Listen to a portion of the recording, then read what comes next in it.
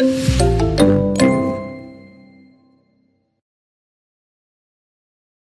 Guys, Kishore here and welcome to the first lesson of module 3।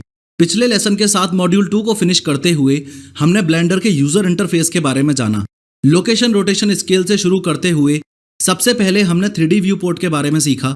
फिर हमने ये सीखा कि 3D व्यू पोर्ट के अंदर ऑब्जेक्ट्स को मैनेज करने के लिए हम आउटलाइनर पैनल का यूज कर सकते हैं। फिर properties panel, work space, modes and menus के साथ हमने ये सीखा कि ब्लेंडर में कहाँ क्लिक करने से क्या होगा। ये मॉड्यूल 3 पूरा का पूरा मॉडलिंग के लिए ही डेडिकेटेड है। इस मॉड्यूल में हम स्टार्टिंग के कुछ लेसन्स में सबसे पहले तो अपने फाउंडेशन को मजबूत करेंगे। उसके बाद क्यूब को यूज करके 5 बेसिक शेप्स, सिलेंडर को यूज करके 5 बेसिक शेप्स और स्फीयर को यूज करके 5 बेसिक शेप्स बनाएंगे। उसके बाद हम एक कार्टून कैरेक्टर की 3D मॉडलिंग करेंगे। उसके बाद हम एक fully furnished 3D room create करेंगे और फिर 5 objects professor of how YouTube channel की वीडियो से पिक करके पहले उनको एनालाइज कर लेंगे और फिर क्रिएट करना सीखेंगे। ऑलरेडी मैं आपको बता चुका हूं कि किसी भी ऑब्जेक्ट का रिप्रेजेंटेशन अगर हम 3 डायमेंशन में करें और वो भी किसी स्पेशलाइज्ड सॉफ्टवेयर को यूज करके, तो उस रिप्रेजेंटेशन को 3D मॉडल बोला जाता है। खैर, ये आपको पता है कि किसी भी ऑब्जेक्ट को सेलेक्ट करके अगर हम अपने कीबोर्ड में टैब दबाते हैं तो हम उस ऑब्जेक्ट के एडिट मोड में चले जाते हैं। प्रोफेसर, सबसे पहले तो ये बताओ कि हमें एडिट मोड में जाने की जरूरत क्यों पड़ती है? Very important question. ये देखो, अगर मैं चाहूं कि इस क्यूब को मैं एक स्मार्टफोन के शेप में कन्वर्ट कर दूं, तो ये काम मैं एकदम बेसिक 4 स्टेप्स में कर सकता हूं। स्टेप 1, इस क्यूब को सेलेक्ट किया। स्टेप 2, इस क्यूब को y एक्सिस पे स्केल करने के लिए अपने कीबोर्ड में पहले मैंने S दबाया और फिर Y दबाया।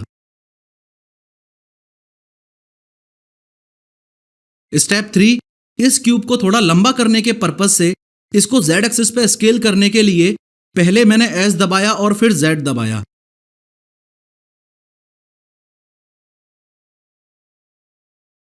मैं आपको पहले भी बता चुका हूं कि जो भी एक्सेस आप देखना चाहते हो वो आप यहां से एक्टिवेट और डीएक्टिवेट कर सकते हो। स्टेप 4, और अब इसको थोड़ा चौड़ा करने के लिए मैंने S दबा के और X दबा के X एक्सिस पर भी इसको स्केल कर दिया।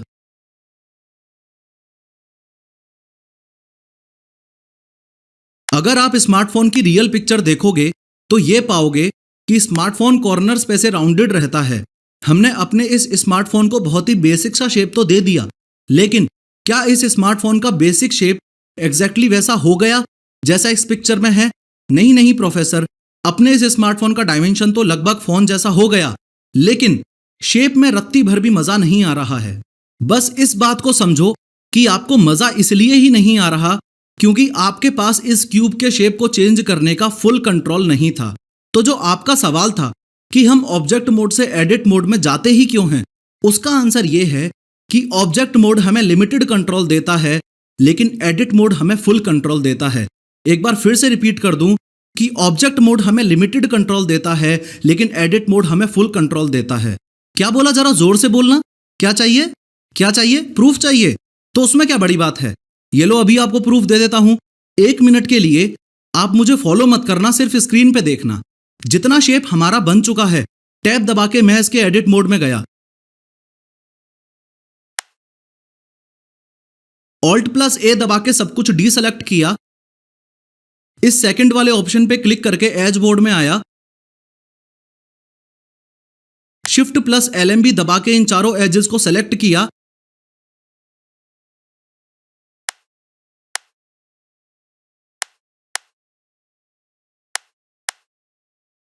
और कंट्रोल भी दबा के इन एजेस को बेवल कर दिया।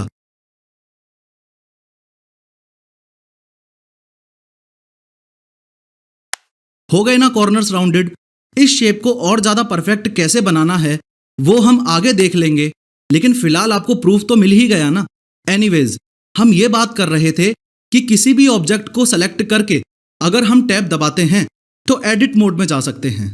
एक बार फिर से मैं फाइल में जाके, न्यू में जाके, जनरल में जाके और डोंट सेव पे क्लिक करके एक नई फाइल खोल लेता हूं। अगर मैं इस क्यूब को सेलेक्ट करूं और टैब दबाऊं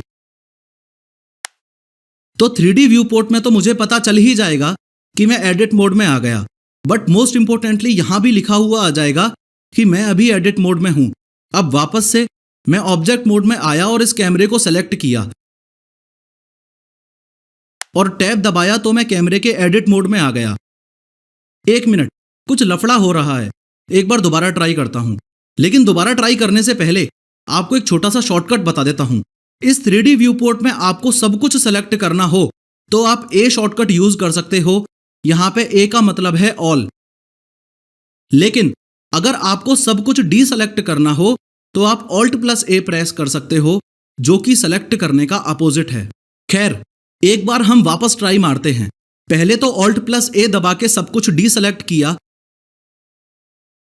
और फिर LMB से कैमरे को सेलेक्ट किया। फिर टैब दबा के एडिट मोड में जाने की कोशिश की तो मैं एडिट मोड में तो जा ही नहीं पा रहा। और यहां इस ड्रॉप डाउन मेन्यू में जैसे इस क्यूब को LMB से सेलेक्ट करने के बाद इतने सारे ऑप्शंस आ रहे हैं, वैसे ही अगर मैं कैमरे को सेलेक्ट करूं तो सिर्फ एक ही ऑप्शन आ रहा है। प्रोफेसर आखिर ये चक्कर क्या है? यहां पे एक छोटा सा कैच है। देखो, एक बात को दिमाग में बिठा लो, ब्लेंडर में जो ऑप्शंस अवेलेबल होते हैं वो सारे ऑब्जेक्ट्स के लिए सेम टू सेम नहीं होते। फिर से बोल रहा हूं, ब्लेंडर के अंदर जितने भी ऑप्शंस अवेलेबल होते हैं वो हर ऑब्जेक्ट के लिए एग्जैक्टली सेम नहीं होते। यानी कि जैसे ये क्यूब है तो मुझे पता है कि इस क्यूब को मैं कलर कर सकता हूं, इसलिए इस क्यूब को सेलेक्ट करने पर मेरे पास यहां पे मटेरियल प्रॉपर्टीज का ऑप्शन आ रहा है। लेकिन जैसे ही मैं इस कैमरे को सेलेक्ट करता हूं तो ये देखो, मटेरियल प्रॉपर्टीज का सेक्शन तो गायब हो गया और उसकी जगह यहां पे कैमरा प्रॉपर्टीज का सेक्शन आ गया। और अगर मैं लाइट को सेलेक्ट करता हूं तो ये देखो, यहां से कैमरा प्रॉपर्टीज का सेक्शन गायब हो गया और अब लाइट प्रॉपर्टीज का सेक्शन आ गया। अब चूंकि ब्लेंडर में सारे ऑप्शंस हर चीज के लिए सेम नहीं होते, इसलिए इस कैमरे को सेलेक्ट करते ही हमारे पास एडिट मोड में जाने का ऑप्शन नहीं आ रहा। तो क्या प्रोफेसर इसका मतलब यह हुआ कि हम हर चीज के एडिट मोड में नहीं जा सकते पर किसी किसी चीज के एडिट मोड में जा सकते हैं? बिल्कुल सही। अगर मैं लाइट को सेलेक्ट करूं तो इस पे भी मुझे एडिट मोड का ऑप्शन नहीं मिल रहा। लेकिन अगर मैं क्यूब को सेलेक्ट करूं तो मेरे पास एडिट मोड का ऑप्शन आ रहा है। हम किन ऑब्जेक्ट्स के एडिट मोड में जा सकते हैं और किन ऑब्जेक्ट्स के एडिट मोड में नहीं जा सकते, इस लिस्ट को समझने से पहले यह समझेंगे कि ये ऐड मेन्यू एग्जैक्टली क्या चीज होती है और हमारे लिए ये one of the most usable option क्यों है। इस ऐड मेन्यू की इंपॉर्टेंस आप ऐसे समझ सकते हो कि अगर हमें अपनी मनपसंद का कोई भी शेप बनाना हो तो ऑलमोस्ट सभी केसेस में हमें कोई ना कोई बेसिक शेप तो पहले से चाहिए ही चाहिए। जैसे अभी हमने स्मार्टफोन का शेप बनाया तो हमने किस बेसिक शेप का यूज किया? ऑब्वियसली एक क्यूब का यूज किया। वैसे ही अगर मुझे इस कैरम की गोटी का शेप बनाना है तो मैं शुरुआत में किस चीज को यूज करूंगा? ऑब्वियस सी बात है कि एक सिलेंडर को यूज करूंगा। देखो, यहां से एक सिलेंडर ऐड करके और एडिट मोड में जाके कुछ इस तरीके से मैं इसी सिलेंडर को एक कैरम की गोटी का बेसिक शेप दे सकता हूं। मैं इस बात को अच्छे से समझ सकता हूं कि अभी आप जिस लेवल पे हो उस लेवल पे यह पहचानना कि किसी भी ऑब्जेक्ट को बनाने की शुरुआत आप किस बेसिक शेप से करोगे, ये थोड़ा मुश्किल है। इसलिए आपको 3D मॉडलिंग सिखाने से पहले रियल लाइफ एग्जांपल्स दे दे के मेनली मैं आपको यह सिखा दूंगा कि आप ये डिसाइड कैसे करोगे कि आपको अगर ये कैरम बोर्ड बनाना है तो आपको कौन सा बेसिक शेप चाहिए, आपको ये बोतल बनानी है तो आपको कौन सा बेसिक शेप चाहिए, आपको ये टेबल बनानी है तो किस बेसिक शेप से शुरुआत करनी पड़ेगी, आपको ये एग बनाना है तो किस बेसिक शेप से शुरुआत करनी पड़ेगी, एक्सेट्रा। इन बेसिक शेप्स की प्रैक्टिस तो हम आगे के लेसन्स में करेंगे ही, लेकिन फिलहाल आप इतना याद रखो कि इस ऐड मेन्यू का यहाँ पे रोल ये है कि इस ऐड मेन्यू की मदद से ही हम 3D व्यू पोर्ट में बेसिक शेप्स ऐड कर सकते हैं। जैसे अगर मैं ऐड मेन्यू में जाऊं तो मैश में जाके यहां से डिफरेंट टाइप के बेसिक शेप्स ऐड कर सकता हूं। ये मैश किस चिड़िया का नाम है, ये चीज हम अगले लेसन में थोड़ा डिटेल में सीखेंगे, पर फिलहाल आप ये समझो कि मैश और कुछ नहीं, बस जो ऑब्जेक्ट्स हम अपने 3D व्यू पोर्ट में ऐड करते हैं उसी की एक कैटेगरी है। मैश एक कैटेगरी है। इस बात को अगर मैं एग्जाम्पल के रूप से समझाऊं तो ऐसे समझो कि ऐड मेन्यू में ये लाइट भी एक कैटेगरी है। इस लाइट कैटेगरी में जाके